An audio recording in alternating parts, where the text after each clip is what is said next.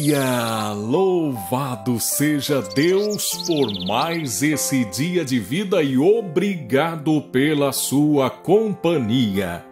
Olha, hoje, excepcionalmente, eu tenho uma mensagem que não é aquela mensagem para conforto, para consolo, não é uma mensagem para levantar a sua moral ou o seu moral. Não é uma mensagem que você vai ouvir e dizer assim: nossa, como eu precisava ouvir isso. Mas eu posso garantir a você que se você ouvir essa mensagem de hoje, você vai evitar muitos transtornos, muitas frustrações. Você vai evitar dores de cabeça na sua caminhada de fé. É uma mensagem para sacudir a pessoa, mas é uma mensagem necessária. Talvez não seja o que você quer ouvir, mas o que precisa ouvir. E essa mensagem me veio no momento em que eu tenho visto muitas pessoas de bem, pessoas de boa fé, sendo tremendamente enganadas e passando a ser pessoas frustradas, decepcionadas com a fé. Se você ficar comigo e ouvir essa mensagem, eu posso garantir a você, minha irmã, meu irmão, que você vai crescer um pouco mais na sua caminhada da fé. Você vai experimentar um novo estágio na sua vida que vai proteger você contra muitas ciladas que o inimigo pode colocar no seu caminho. E se você está disposto a ouvir essa palavra, por favor, me deixe orar com você. Me deixe fazer uma oração para que você compreenda bem tudo aquilo que vai ser dito aqui. E depois você vai me agradecer, porque essa mensagem é uma mensagem que eu particularmente gostaria de ter ouvido lá atrás, há muito tempo atrás. Eu teria evitado muitos dissabores, muitas desilusões na caminhada cristã. Vamos orar? Querido Deus, Pai maravilhoso, santo, poderoso, diante de Ti agora eu quero apresentar todas as pessoas que estão me ouvindo. Que o Senhor agora, Pai, olhe para a história de vida de cada pessoa que está me acompanhando nesse momento. O Senhor conhece cada uma delas. Por isso eu peço, ó Pai, fale com elas a partir da sua história, a partir daquilo que só o Senhor e elas vão saber, que elas possam identificar o Teu falar, que elas saibam que não é obra da carne, não é obra humana, mas é o Teu Espírito Santo chamando a atenção da sua igreja para este importante alerta. Senhor, eu sei de pessoas que vieram aqui em busca de um alento, de um amparo, e eu sei que a Tua palavra pode oferecer isso também. Mas hoje, meu Deus, de forma muito especial, eu quero pedir que o Senhor nos traga orientação, disciplina, correção, para que nós não venhamos a viver frustrações atrás de frustrações, para que nós não venhamos viver decepcionados com promessas que o Senhor nunca fez. Que hoje o Teu Espírito Santo encontre lugar nos corações e fale poderosamente a cada um de nós. Essa é a minha oração que eu faço com fé no nome do nosso Senhor Jesus Cristo de Nazaré. Amém. Louvado seja Deus. eu quero convidar você agora para inscrever-se no nosso canal, ativar o sininho para você receber as notificações. Dá o seu gostei aí, tá? Gostou da oração? Então aperta no gostei. Se você puder, compartilhe essa mensagem com mais pessoas. Eu creio que há muitas pessoas que poderão ser abençoadas por essa mensagem, tá bom? E no final eu tenho um recadinho especial para você. Muito prazer! Eu sou Ney Santos e é com alegria que eu trago até você, num oferecimento das livrarias Família Cristã, a palavra de hoje. Abra comigo a sua Bíblia no livro de Atos dos Apóstolos, capítulo 23, versículo 11. Está escrito assim: Na noite seguinte, o Senhor, pondo-se ao lado dele, disse: Coragem! Assim como você testemunhou a meu respeito em Jerusalém, deverá testemunhar também em Roma. Meus amados irmãos e irmãs, vocês precisam agora ficar bem atentos para que essa mensagem possa penetrar no seu coração. Procure não se distrair. Se você precisar se distrair, para o vídeo, volta e ouça novamente para que você compreenda a profundidade dessa mensagem, tá bom? Qual que é a mensagem que nós extraímos desse pequeno versículo 11 de Atos 23? Eu quero, num breve resumo, dizer para você que nesse versículo nós vamos ver o falar de Deus e quando ele acontece em meio às lutas. É importante você saber disso, que é em meio a lutas, a tribulações, a adversidades, que nós vamos, talvez, ouvir Deus falar de forma bem mais evidente e poderosa. A segunda coisa, não é apenas o falar de Deus que importa aqui, mas é o que Deus fala. E ele fala de algo muito maior do que aquilo que nós podemos ver. E a terceira coisa nesse texto é o que Paulo faz diante desse falar de Deus. Porque aqui nós estamos tratando do apóstolo Paulo.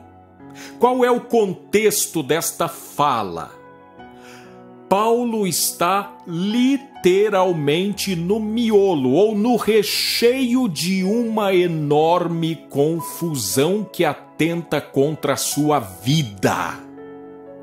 Paulo está metido numa encrenca que não tem por onde ele escapar se não for ação divina.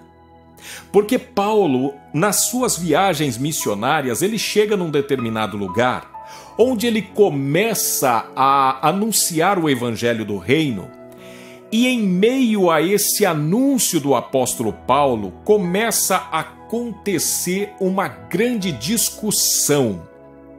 A discussão está entre saduceus e fariseus, membros do Sinédrio, a mais alta cúpula da autoridade civil e religiosa de Jerusalém ou de Israel. Então Paulo, enquanto está pregando, acontece um grande alvoroço por conta de muitos mestres da lei, fariseus, que se levantaram e começaram ali a discutir e atentar contra a vida e o ministério do apóstolo Paulo.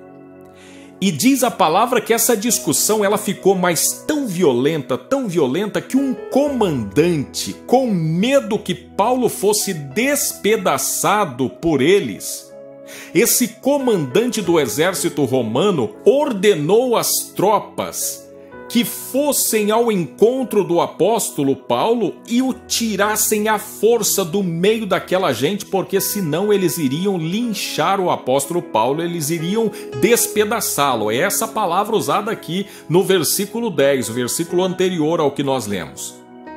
E olha que interessante, logo depois dessa grande confusão, é que na noite seguinte o Senhor, pondo-se ao lado, disse: coragem, assim como você testemunhou a meu respeito em Jerusalém, deverá testemunhar também em Roma. Olha que interessante. Deus falando com o apóstolo Paulo depois da confusão. Esse é o primeiro ponto. Deus fala em meio à confusão, à tribulação, Deus fala. Agora, o segundo ponto é muito importante. O que Deus fala não se refere ao acontecimento da hora, do momento. Não se refere à necessidade imediata e particular do apóstolo, mas sim da obra missionária. O que Deus fala com o apóstolo Paulo não diz respeito ao momento que ele está vivendo ali. Deus não chega para ele para dizer: Paulo, eu estou vendo que você está numa fria, você está enrascado aí, Paulo. Tem muita gente querendo te matar, você foi esbofeteado ali no meio daquele povo, não é, Paulo? Não, Deus não fala isso. Deus não fala isso. A impressão que fica é que Deus não deu nem importância a tudo que aconteceu, mas não é isso, tá? Eu digo a impressão, não é o que realmente aconteceu. Você vai entender no final. Mas a impressão que fica é como se Deus assim não tivesse muito, preocupado com aquilo que está acontecendo com o apóstolo com relação à sua segurança, à sua integridade física. Porque Deus vai falar para ele de missão. Assim como Paulo havia anunciado em Jerusalém, também deveria anunciar em Roma. Ou seja, Deus não se refere à necessidade de Paulo, mas à necessidade do reino. A fala de Deus trata da obra missionária, da expansão do reino de Deus. É muito importante que você preste muita atenção para você compreender a profundidade dessa palavra. A terceira coisa é algo impressionante, porque ao Deus falar isso, Paulo, ele não reclama das tribulações, das perseguições. Ele simplesmente ouve aquilo que Deus disse acerca da obra e ele segue com sua missão. Aliás, só para que você saiba, depois você pode ler todo o capítulo 26, você vai constatar o que eu vou dizer agora. Depois que Paulo é arrancado dessa confusão onde estão querendo matá-lo, alguns homens fazem uma espécie de pacto de jejum. Eles entram num acordo de que a partir daquele momento eles vão entrar em jejum e não vão deixar esse jejum até que eles possam agarrar Paulo e matá-lo. Mas aí, por uma providência divina, o sobrinho de Paulo fica sabendo disso e ele vai até o comandante e depois você vai ver que esse comandante vai ordenar um grande destacamento militar para livrar Paulo dessa situação. São mais de 200 soldados que serão colocados ali para retirar Paulo daquele lugar e levá-lo para Roma, para que ele não seja morto ali. Aí você observa já um agir sobrenatural de Deus para que se cumpra aquilo que Deus quer na vida de Paulo. Então, para que Deus possa livrá-lo dessa situação, depois o comandante vai destacar 2 dos seus principais centuriões, um destacamento de 200 soldados e 70 cavaleiros e 200 lanceiros. Isso vai estar lá no versículo 23. Para irem até Cesareia para levar Paulo escoltado. Olha só, hein? 200 soldados, 70 cavaleiros e 200 lanceiros, né? Se for somar tudo isso aqui, dá quase 500 soldados. Por que disso? Por que todo esse aparato? Porque Deus tem interesse que Paulo vá até determinado lugar e ali testemunhe aquilo que ele precisa testemunhar. Mas note uma coisa interessante. Diante de toda essa história, nós podemos observar que o compromisso de Deus não é com a nossa segurança, integridade física meramente. Deus não quer simplesmente nos livrar do mal. Deus quer preservar a nossa vida a fim de que possamos cumprir a missão para a qual fomos designados. Deus, ele vai providenciar até o impossível para que nós possamos cumprir a nossa missão na terra. Mas, se nós não estivermos no cumprimento dessa missão, eu imagino que Deus não vai mover uma palha. Porque durante toda essa história você não vê Deus perguntando para Paulo se o dedo está doendo, se a mão está machucada, porque Deus, ele tem algo maior para fazer. E ele vai se concentrar na totalidade da obra e da missão. E é essa missão que vai acrescentar valor e sentido para a nossa vida. Porque conforme o próprio Paulo já escreveu, se o que esperamos em Cristo se resume a essa vida, somos os mais infelizes dos homens. Ou seja, Deus tem algo maior para cumprir em nós. Algo que vai muito além de satisfazer os nossos desejos e caprichos. E isso é o que faz o Deus da Bíblia. E se você quiser ficar com esse Deus, a tua vida terá sentido e você vai encontrar paz, você vai encontrar contentamento, realização, satisfação e vai para o reino de Deus, para a vida eterna. Se você quer esse Deus, esse é o Deus da Bíblia. Agora, se esse Deus não tá bom para você, existe um outro Deus, que é o Deus desse século, ou o Deus mercado, que está presente na boca de muitos falsos profetas do Facebook, que ficam o tempo todo mimando as pessoas, dizendo que tem uma palavrinha de Deus para poder trazer alento, tranquilidade para o seu coração, porque você, coitadinho, a sua vida tá tão tristinha, você tá tão despedaçadinho, Deus tá tão preocupado com a sua segurança, com isso e com aquilo, Deus não tem outra coisa para fazer senão trazer revelação para você 24 horas por dia. Esse é o Deus mercado, o Deus desse século, Deus que está na boca desses falsos profetas.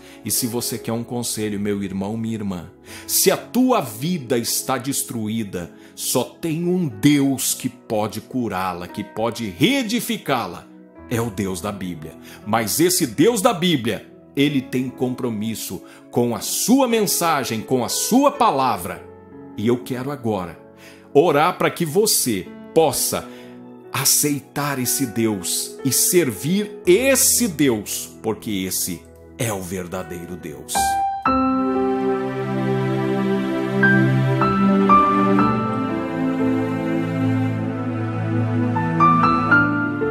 Querido Deus, Pai maravilhoso, santo, poderoso, diante de Ti mais uma vez nos achegamos, buscamos, ó Pai, a Tua presença para que o Senhor venha em nossa direção e ajuda-nos a viver para Ti, a viver para cumprir a missão que o Senhor tem para nós, de uma vida com sentido, de uma vida que vale a pena, de uma vida que pode inclusive salvar outras vidas. Senhor, nesse dia eu te peço, ajuda-nos a viver para algo maior. Ajuda-nos a cumprir a nossa missão na terra e glorificar o Teu nome, propagando o Evangelho, sendo sal na terra e luz nesse mundo. Que nós venhamos, ó Pai, buscar a Tua face, que nós venhamos buscar a Tua presença, e que nós nesse dia possamos nos achegar a Ti, não apenas para pedir, para clamar, mas também para nos oferecer como sacrifício vivo, como um culto racional a Ti, oferecendo as nossas mãos para que sejam elas as mãos que acolhem, que abraçam o necessitado, o aflito. Oferecer, ó Pai, a nossa voz, o nosso falar, o nosso olhar, para que sejamos aqui na terra representantes do Teu amor, porque foi assim que Cristo nos ensinou, que nós devemos amar a Deus sobre todas as coisas e amar ao próximo como a nós mesmos. Nisto, todos saberão que somos discípulos dele. Então, Senhor, nesse dia eu te peço, ajuda-nos a sermos fiéis discípulos e discípulas do Senhor Jesus. Que nós possamos ser agentes de cura, de libertação, de milagre, de esperança, e que assim o Senhor possa operar maravilhas no meio de nós, sobre nós e em nós. Assim te pedimos, em nome de Jesus Cristo. Amém. Eu quero muito que você veja esse vídeo que está aparecendo aqui no final. Está aparecendo um vídeo aqui. Clica nele para você assistir. Inscreva-se no canal e deixa o seu gostei, tá bom? Que o Senhor te abençoe muito. Fique com Deus, estou indo com Ele também.